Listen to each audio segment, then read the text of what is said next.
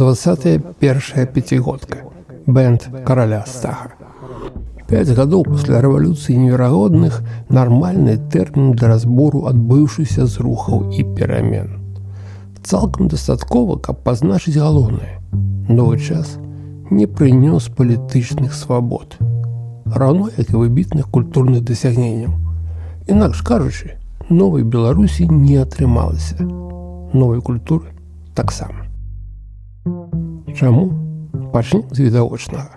Белкульт пасля 20-го – гэта гандаль попелам. Посттравматычная дзейнасць аварыйных эвакуантаў, падпольных актывістаў, рэжымных найміцаў і еўрапейскіх гастарбайтараў. Адметныя рысы – прынцыповая раз'яднанасць, стылістычны плюралізм, ананімізацыя, комплекс ахвяры і ментальная разгубленасць. Раскіданым па мапе рэшткам грамадзянскай супольнасці цалкам адпавядае дэструкцыя культурнага поля. Разбурэнне культурнай інфраструктуры, паліцэйскіх тэрор, канцэптуальны крызіс і аварыйная міграцыя падзяляюць колішні белкульт на прыватныя практыкі. Ідзе мігранцкая рэарганізацыя медыйных, адукацыйных і крэатыўных структур і праектаў. Наша пяцігодка – гэта 5 год без алібі і парашутаў. Наяўны стан белкульту выглядае адкрытым працэсам безыдэйнай падтрымкі, стабільнага фінансавання і дакладнага таймлайну. Рушыць наперад праблемна. Жыць назад бессэнсоўна.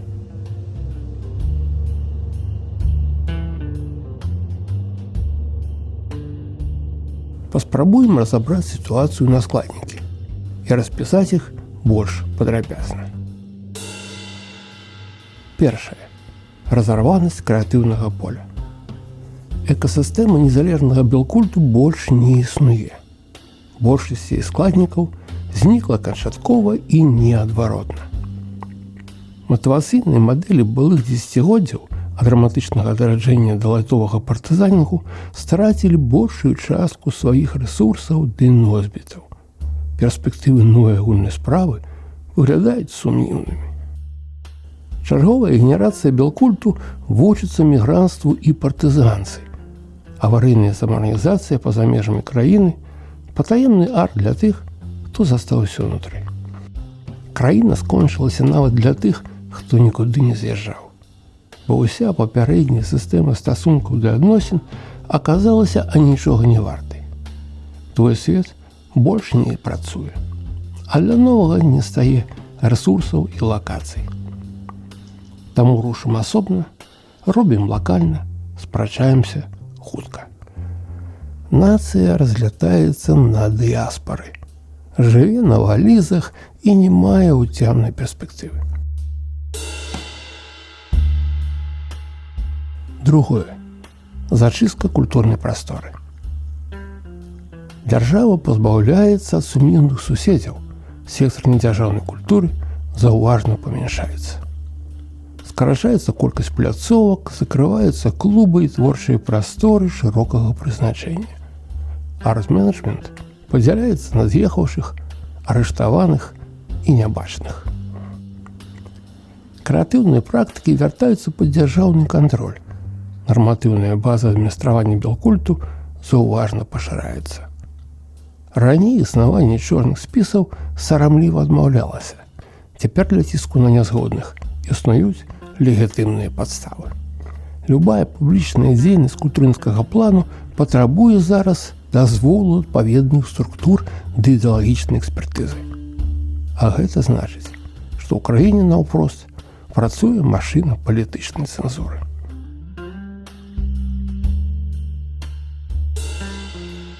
Трэцяе. Раскручванне культурніцкіх рэпрэсій. Творцаў пачынаюць сажаць проста таму, што яны творцы. Музыкі гурта «Ірдорат» трапілі за краты, бо на пратэсным маршы гралі на дудах.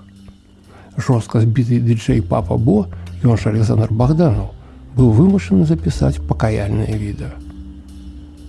Падставай пераследу робіцца выраб мастацкіх твораў.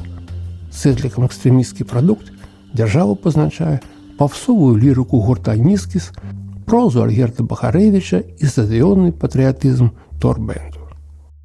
Нізкіс атрымалі 2,5 гады хіміі. Турбэнд пайшоў у турму, хто на 7 гадоў, хто на 9.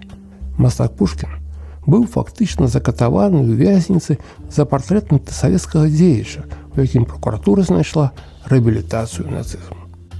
Кантакты з беларускімі структурамі за мяжой лічацца зараз удзелам у экстрэмісцкіх фарміраваннях. Арт-актывіст Павел Белаус быў абвінавачаны ў здрадзе дзяржаве і сеў на 13 гадоў. Папулярны жанр культурніцкай працы адкладзенае паляванне. Музыку і артыстаў вылічваюць па візуалу з пратэсных маршаў значна пазней саміх падзеяў. Спіс культурніцкага экстрэмізму няўхільна расце. Кнігі, спевы, стужкі, падкасты і нават сам дакладна не ведаеш, ты сёння хто. Аўтар экстрэмісцкага прадукту, чалец экстрэмісцкай суполкі ці ўжо заснавальнік экстрэмісцкай структуры. Чарговы маркер эпохі адмова ад публічнасці і вяртання падполля. У першыя гады пасля 20-га была разбурана ранейшая сістэма гарызантальных сувязяў, публічных пляцовак і каналаў фінансавай самаарганізацыі. Гэта прывяло да сыходу большасці аўтараў і іх публікі з небяспечнай зоны публічнасці. Час хаваць твары і адмаўляцца ад імёнаў. Ананімізацыя працуе па абодва бакі мяжы як свядомы выбар аўтарскай пазіцыі ва ўмовах культурнага тэрору. Зноў актуальны тып падпольнага артыста. У краіну вяртаюцца класічныя прыёмы савецкага андэрграунду. Аднаўляюцца хатнія канцэрты, сакрэтныя выставы, канспіратыўныя спектаклі, патаемныя майстроўні ды выязныя імпрэзы. З намі здарылася новая ананімная культура. Стыль no-name. Нябачны крэатыў, сакрэтная экспертыза, канспіратыўныя івенты. Гэта аўтаматычна скрачае кола патэнцыйных спажыўцоў культурніцкага прадукта. Зніжае эфект мастацкага выказвання, робіць умоўнай адбудову персанальнай рэпутацыі. Затое спрыяе асабістай бяспецы.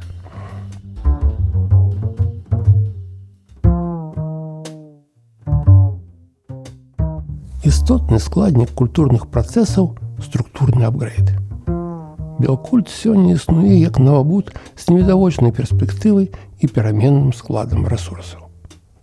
Ягоная прынцыповая мазаічнасць – вынік хаатычнай міграцыі і спантаннага самавызначэння аскепкаў былых культурных эліт.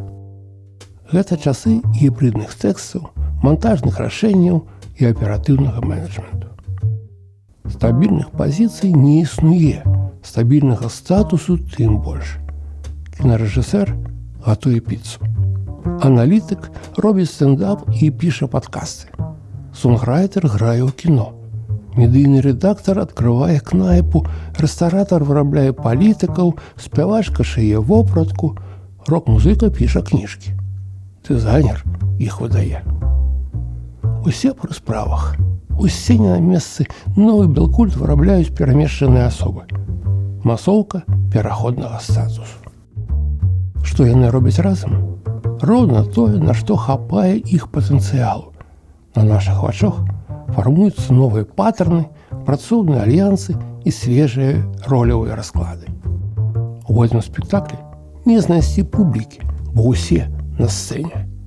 Прадусеры і прагрэсары, візіянеры і рэтраграды, летуценныя махляры, сеткавыя рыфмачы і вясковы крэатыў, вандроўныя музыкі ды заказныя эксперты, тытанаву сорсу, ды калгасны поп-менеджмент, а таксама глыбінны народ, пластик-лідарс, джедаі духу і хто ведае, што яшчэ.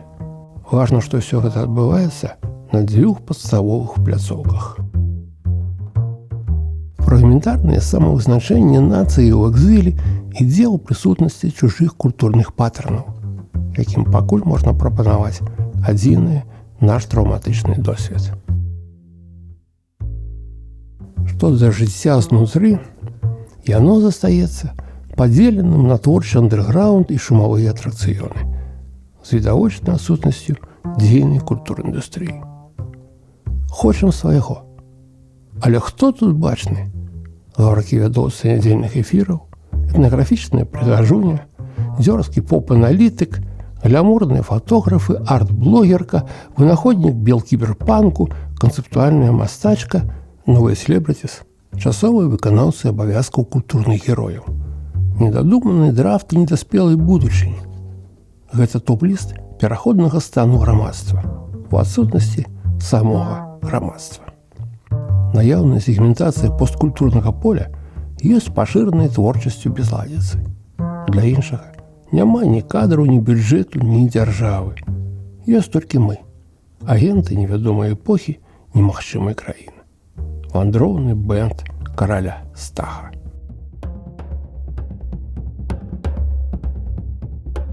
Што ў галаве? Татальны рэплэй. Белкульт 20-х жыве пасля жыцця. Ён адбітая люстэрка, рассыпаны на фрагменты стылю, агрызкі ідэі, прыёмы выжывання, абрыўкі наратываў і умоўныя рэпутацыі. Незавершаны палітычны транзіт супаў з недадуманай культурнай рэвалюцыяй. Ломка стылю выйшла ў сінхрон з ломкай улады і завісла на паўдарозе. Новая культура засталася не знакам якасці, а палітычным выбарам. І яе ступар – дакладнае ілюстраванне агульнага крызісу іншай Беларусі. Меркаваны рэдызайн аварыйнай нацыі заканамерна абярнуўся сэнсавай другаснасцю і выязной самадзейнасцю. Таму натуральны фармат культработы – татальны рэплэй. 5 год жыцця ў адсутнасці дакладных вектараў руху – вось актуальны сюжэт. Але хто здольны яго агучыць? Філіпенка з ягонымі сланамі? У культурнай павестцы зноў Лукашенка, і ягоныя палітвязні, і культурны тэрор, і страчаная краіна, і хронікі пераследу. Ёсць адчуванне, што колішні заклік да самазахавання, накіраваны перадусім па заставам у краіне, быў занадта блізка прыняты з'ехаўшым белкультам. І старанна адпрацоўваецца праз 5 год таму абраныя паттерны. Зачараванасць тэрорам пазбаўляе перспектывы і вынішчае крэатыў. Барацьба выгарае. Падполле гаворыць само з сабой. Кулінарныя размовы – гэта ўсё, што мы можам. Безразмерныя вячоркі ў мяккіх крэслах важаць усё менш. Спевы выгнаннікаў пралятаюць праз мозг, не закранаючы свядомасць. І элегантныя мутацыі выязных медыяў не надта кранаюць нават лаяльную ядерную публіку. Але не ўсё так безнадзейна. Незалежны арт выходзіць з ценю палітычнай кан'юнктуры. Паціху назапашваецца посттраўматычны досвед, ідзе далікатная праца з культурным архівам, аднаўляецца прыгажосць інтэлектуальнай гульні. Адмысловыя творцы засталіся адмысловымі творцамі. Яны прайшлі катастрофу наскрозь, і іх наяўная нябачнасць ніяк не ўплывае на якасць працэсу.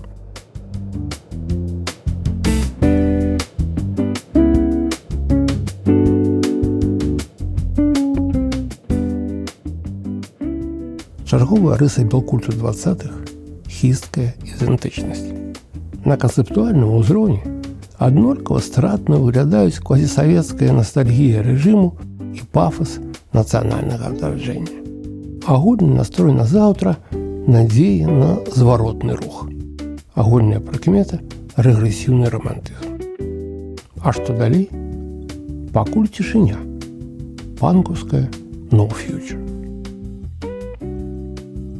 Синхронно раскручиваются два слабо сумяшальные проекты. Уладкаванне этнацэнтрычнай нацыі ў выгнанні і адаптацыя беларускага актыву да еўракантэкста. Брайтон-Біч супраць супермаркета. Абодва падаюцца лішнімі. Нацыя рушыць праз цёмныя часы з адключаным GPS-ам. Беларускі праект сёння умоўнае кіраванне хаосам, бюрократычны спектакль. Тое, што хацелася лічыць рэвалюцыю ў 20-м, сёння бачыцца ролевай гульнёю перамены. Што яна пакінула ў спадчыну? Няздольнасць разабрацца з сабой і светам, калапс спазяванняў на аператыўную рэновацыю нацыі. Хто я тут і цяпер? Выгнаннік, партызан, уцякач, альбо ахвяра? Беларус у Бронксе і беларус у Варшаве – гэта адзін сюжэт ці два? Куды падзелася нацыя? Як жыць без краіны? Вучыць чужыя мовы – гэта прарыў ці параза? Ці варта вяртацца? І што ў табе засталося ад беларуса, калі ты 5-й год не ў Беларусі? Агульнага адказу не будзе, бо схема тут не працуюць.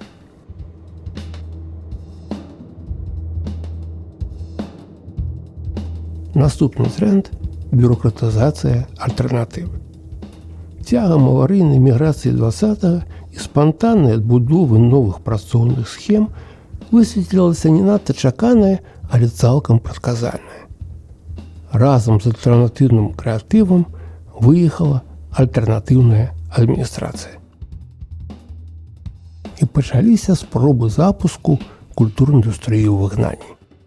У той час здавалася, што альтэрнатыва атрымала шыкоўны карт-бланш на культурніцкі дызайн і нарэшце ўсё зробіць як трэба. Без празмернага фармалізму і кулуарных дамоваў, без адміністратыўнага шалу і ідэалагічнага ціску, з празрыстай экспертызай і адэкватнымі прыярытэтамі. Паціху адбудавалася штосьці накшталт вертыкалі культурніцкага менеджменту, але тут зрабілася зразумелым, што вольная культура трапіла ў чарговую пастку. Вертыкаль уключыла рэжым адміністрацыйнага кіраўніцтва творчым працэсам, а яшчэ яна засвоіла стандарты еўрапейскага культур-менеджмента. І ўдзячныя майстры белкульту атрымалі дзіўнае шчасце жыць па падвойнаму бюракратычнаму рэгламенту. Ці спрыяе гэта творчым працэсам? Пытанне спрэчнае. Бо культур-бюракратыя – гэта зусім не пра творчасць. Гэта пра публічную прысутнасць, размеркаванне сродкаў, праектнае мысленне і адміністратыўны кантроль. Чыстая механіка, накіраваная перадусім на забеспячэнне ўласнага існавання. Разлік, схематызацыя, фармалізацыя, структурны білдинг. Хочаце кніжак? Вось вам інстытут кнігі. Чакаеце культурнага? Маем раду культуры. Заклапочаныя кінапрацэсам вітайце кінаакадэмію. А яшчэ ёсць інстытут тэатра і інстытут публічнай гісторыі. Засталося дачакацца інстытуту рок-н-рола і вучэльні наскага фастфуду. Не, праўда, куды ж яны без надбудовы? Праблема, зрэшты, не ў наяўнасці адміністравання. Праблема ў штучнай інстытуалізацыі творчых суполак і фармаванні крэатыву пад бюракратычныя стандарты.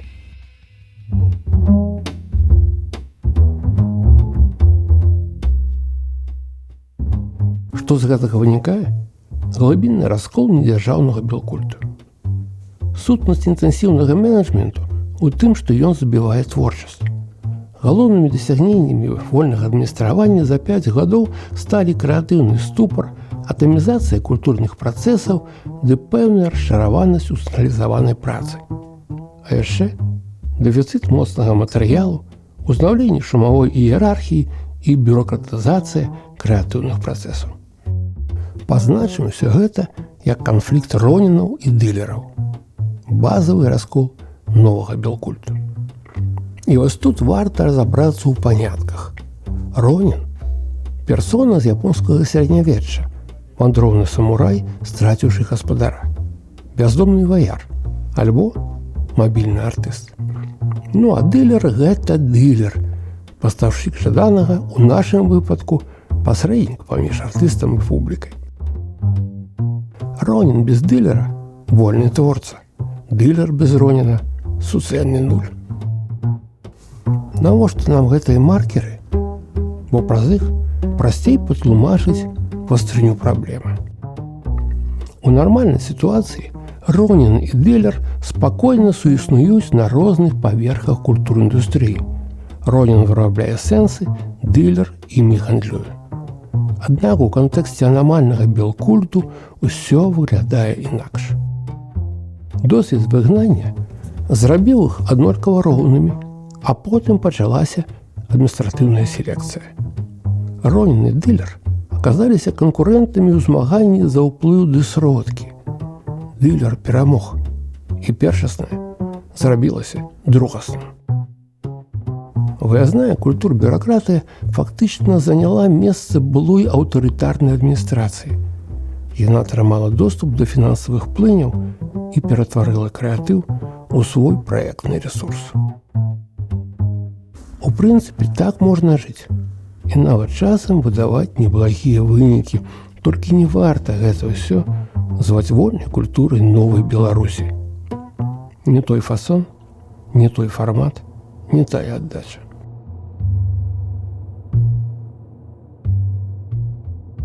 Чарговая рыса эпохі еўрапрысутная. Адважная свежая культура новай Беларусі не здолела заявіць пра сябе як суцэльную з'яву, прыкметную падзею і стратэгічны выбар. Сучасны белкульт – геаграфічная анамалія і сэнсавы парадокс.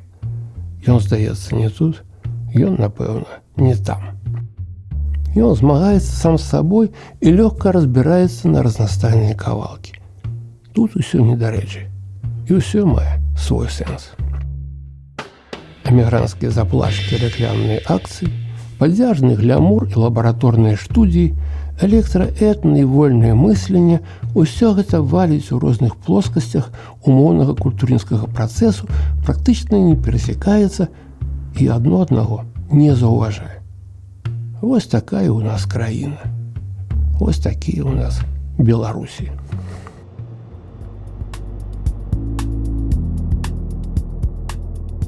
Архіпелаг Беларусь вылецеў са сваёй арбіты і грае з чужым матэрыялам.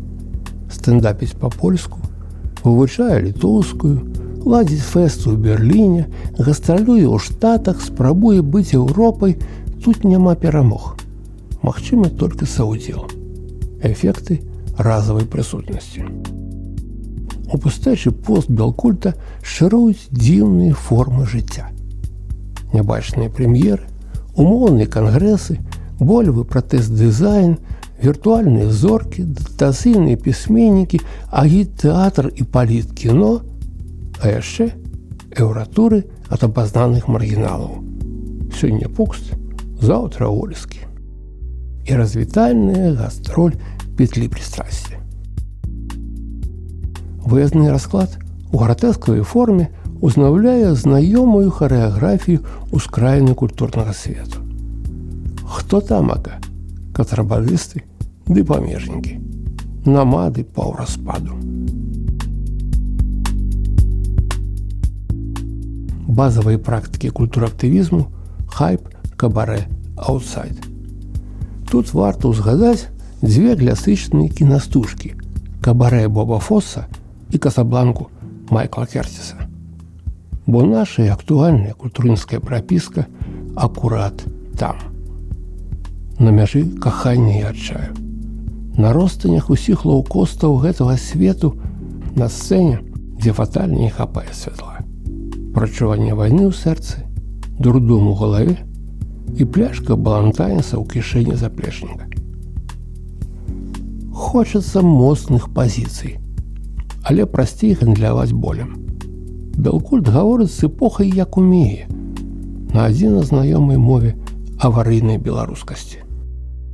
Важна даціснуць тэму і замацаваць эфект, пакуль ёсць попыт, сродкі і спрыяльны палітычны расклад. Хайп – гэта не стыль, гэта пазіцыя. Найлепшы прыклад – лідар свабоднага тэатру Мікалай Халезін. Як глобальны гастралёр з выдатным дзелавым нюхам, Халезін несупынна шукае гарачы матэрыял, каб ператварыць яго ў чарговае поп-шоу, прашытае актуальнымі пасхалкамі. Па гарачых слядах выбіць у лонданскім тэатры оперу па Караткевічу – гэта моцна. Як на мяне, абсалютна бессэнсоўна.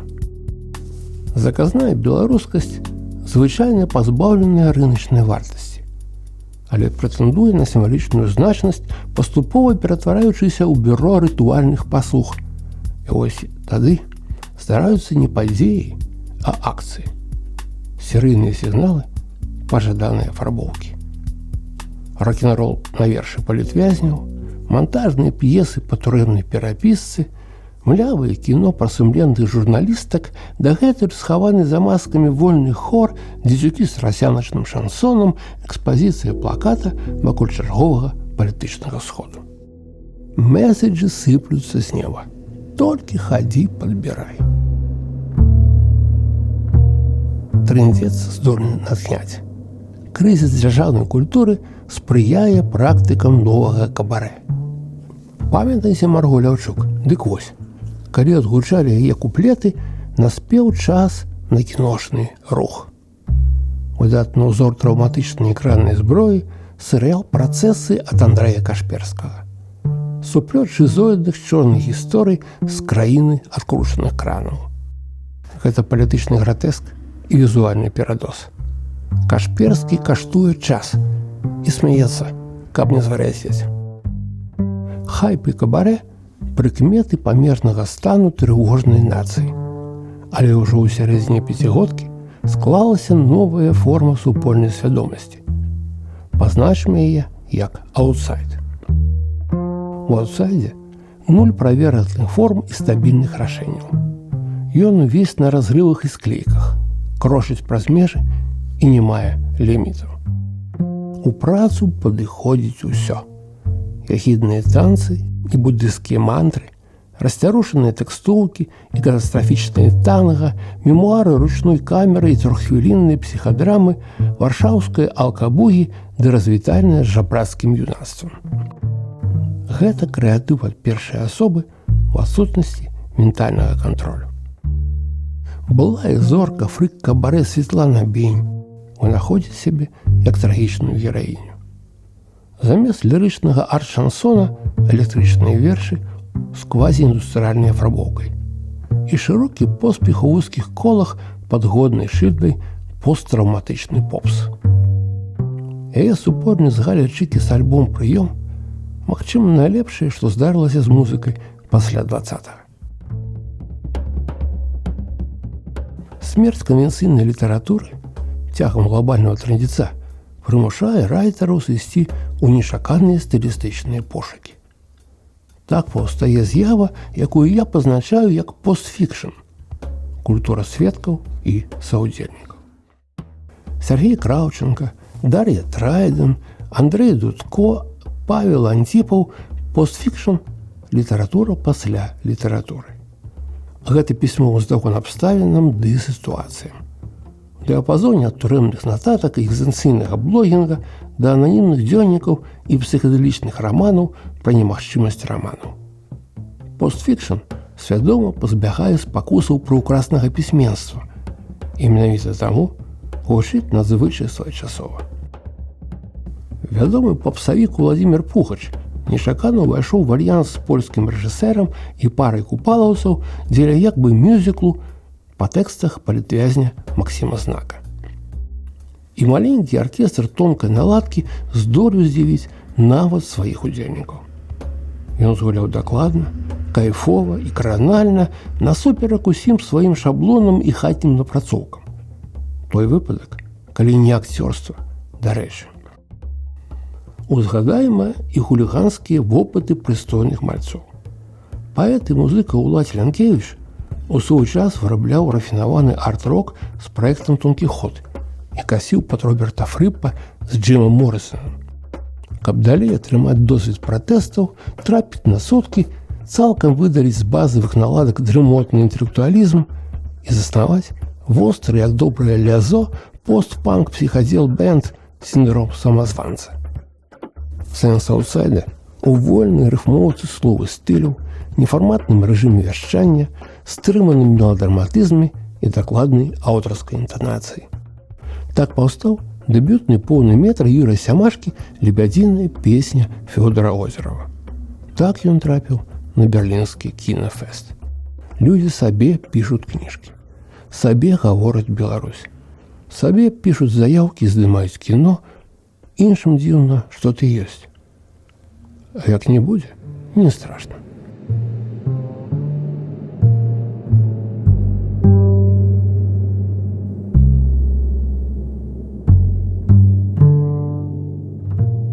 Ну вось амаль усё. Час на выснову. 5 аварыйных гадоў сур'ёзны досвед. Хаатычная самаарганізацыя, стыхійная форма творчасці, бюджэтны голад запоўнілі чарнавікі новай культуры радкамі спрэчнай якасці. Новай еднасці не бачна. Архіпелаг застаўся архіпелагам.